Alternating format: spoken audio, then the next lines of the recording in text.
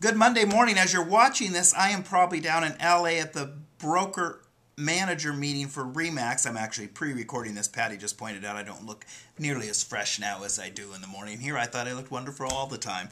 Anyway, I'm down in LA for the broker manager meeting. Judy's down there with me this year, and hopefully I'm learning a lot about what's going on in the marketplace. It's fun when I go to these things, and this one happens to be in LA, but it's for the Remax broker owners around the world. Most of them are from the United States and Canada, although most of the time there's other countries there, but certainly the major Remax populations, the United States and Canada. But I'm always amazed about what's going on in our local market. Seems to be happening at Remax on a much larger scale, obviously. But the best part about it is I get ideas of what other companies are doing, like the recently launched mobile website platform we just did. I stole from a broker when I was at a Chicago conference earlier this year. So hopefully we'll have some great new ideas coming down the pike. Patty always hates it when I get back from a convention because I come back with a list of, we're going to do this, we're going to do that type of thing. So it gets me all motivated and jazzed up. So hopefully I'll be back with some fresh new ideas. So here's what we've got coming up this week.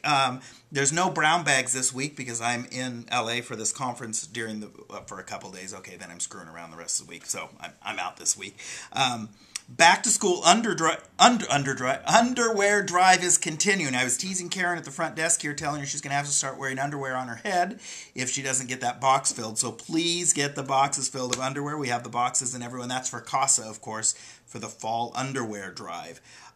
Tomorrow, the 16th, we're having Promoting Your Business on Facebook in the Eugene office. This is a class we've given in all the offices different times. So again, that's tomorrow, 10 o'clock in the coaching center in Eugene. I was looking at the stats, and of course there's stats attached to this week as there always are, but I was really looking at the distressed property stats.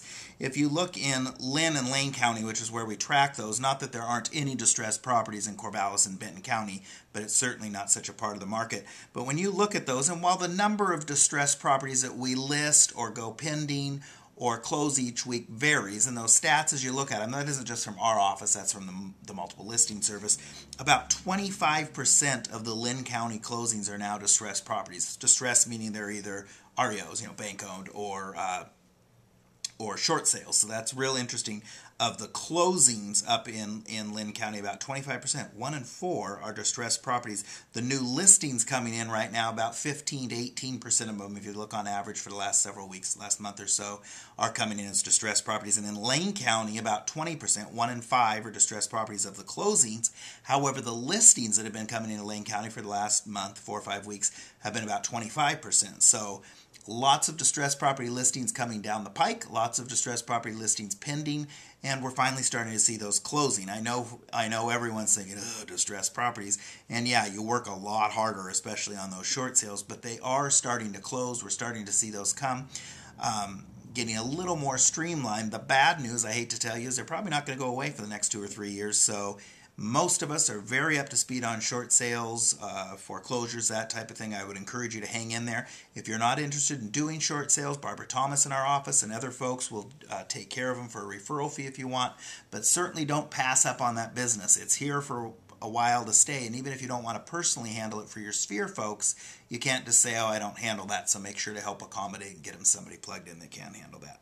Couple birthdays coming up this week. Christy Inlow, who is our office admin person in Albany and Corvallis, her birthday is today on Monday. I don't know if you're off, Christy, for your birthday, but I'm sure you're dialing into the Monday morning memo. Even if you're off, you're probably playing at your party on the big screen or something. Brent Cole in the Eugene office having a birthday on Thursday, getting a day older. The quote for this week, it's not enough to aim, you must shoot.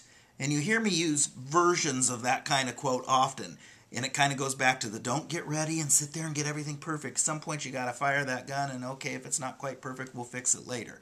I don't know if a gun analogy is good for that, but again, it's not enough to aim, you must shoot. That's what I got for this week. Look forward to reporting back in when I get back from the big city of Los Angeles with all the great new ideas. Have a great week.